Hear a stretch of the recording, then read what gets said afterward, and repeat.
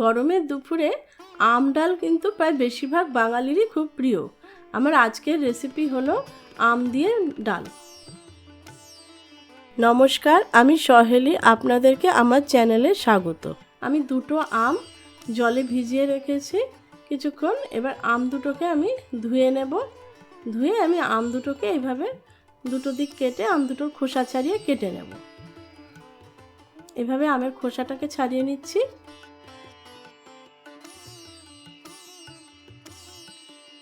গরমের দুপুরে প্রায় বেশিরভাগ বাঙালি আম ডাল বা টমেটো ডাল বা যে কোনো টক ডাল পছন্দ করে।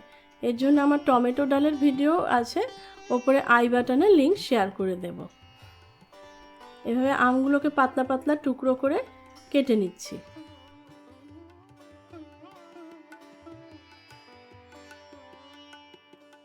আমি আমের আঁটিটাও ইউজ করেছি।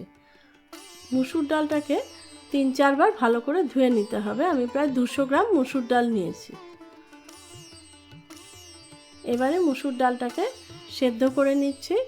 অনেকে মুসুর ডাল প্রেসারে সেদ্ধ করে, আপনারা চাইলে প্রেসারে সেদ্ধ করতে পারেন, কিন্তু আমি কড়াইতে মুসুর ডাল সেদ্ধ করে নিচ্ছি।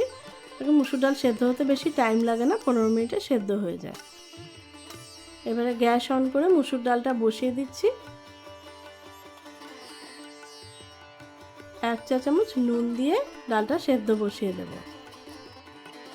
ডালটা ঢেকে দিচ্ছি। ডালের যে এই যে আলগা ফেনাগুলো, এগুলো ছেঁকে ফেলে দেবেন। এগুলো ডালের যে ময়লা থাকে সেগুলো ভেসে ওঠে, আলগা ময়লা থাকে, তাই ফেনাগুলো ফেলে দেবেন। গ্যাসের ওভেনের আঁচটা কমিয়ে দিয়ে ফেনাগুলো ফেলে দেবেন। আর কড়াইতে সেদ্ধ করা মুসুর ডালের টেস্ট কিন্তু প্রেসার কুকারের থেকে বেশি হয়। আঁচ কমিয়ে ঢাকা দিয়ে এভাবে সেদ্ধ করতে হবে, মাঝে মাঝে নেড়ে চেড়ে দেখতে হবে। ডাল প্রায় সেদ্ধ হয়েই গেছে, এর থেকে বেশি সেদ্ধ ভালো লাগবে না। এবারে আমি গ্যাস অন করে 2 টেবিল চামচ সর্ষের তেল দিচ্ছি। আমি 10 জনের মাপে এই আম ডাল বানাচ্ছি, তাই আমি কিন্তু সেই অনুপাতে সর্ষের তেল দিচ্ছি। আপনারা কম পরিমাণে করলে তেলটাও কম দেবেন। নুন দিয়ে দিলাম সামান্য। নুনটা আমি এই কারণেই দিলাম যাতে তেলে যখন আমি কিছু ফোড়ন দেবো তেলটা গায়ে না ছেটে। 4টে শুকনো লঙ্কা ছিঁড়ে ফোড়ন দিচ্ছি। ঝালটা আপনারা আপনাদের স্বাদ মতো দেবেন। কালো সর্ষে ফোড়ন দিচ্ছি 2 চা চামচ। আপনারা কম পরিমাণে করলে কিন্তু এই সর্ষে, শুকনো লঙ্কা, তেল সব কিছুর পরিমাণই কমে যাবে। ফোড়নটাকে ভালো করে নেড়েচেড়ে ভেজে নিচ্ছি। ফোড়ন রেডি। এবার আমি যে আম দুটো কেটে রেখেছিলাম সে কাটা আমগুলো দিয়ে দিলাম। আম দুটো ভালো করে 2-3 মিনিট ভেজে নেব। চিনি দিয়ে দিচ্ছি 2 কাপ। এই টক ডাল একটু মিষ্টি মিষ্টি হলেই ভালো লাগে। যদি আপনারা চিনি পছন্দ না করেন বা আপনারা যদি এতটা চিনি না খান, সেক্ষেত্রে আপনারা চিনিটা কম দেবেন। সেক্ষেত্রে একটু টক নোনতা হবে।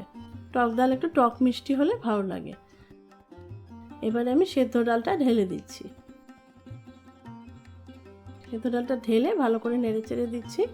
মিডিয়াম আঁচে রেখে রান্নাটা করার চেষ্টা করবেন। আমি এই বাটির বা হাফ বাটির মতো জল ঢেলে দিলাম। আপনারা যদি একটু পাতলা পছন্দ করেন সেক্ষেত্রে জলটা বেশি দিতে হবে, আর যদি একটু ঘন পছন্দ করেন জলটা কম দেবেন। এখন ডাল ফুটে উঠেছে।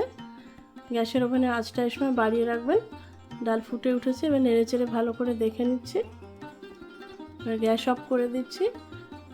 আম ডাল রেডি। 5 মিনিট ঢাকা দিয়ে আমি এরকম বাটিতে এবার সার্ভ করছি। আমার এই রেসিপিটি কেমন লাগলো অবশ্যই জানাবেন, আর এই রেসিপিটি বাড়িতে একবার ট্রাই করে দেখবেন।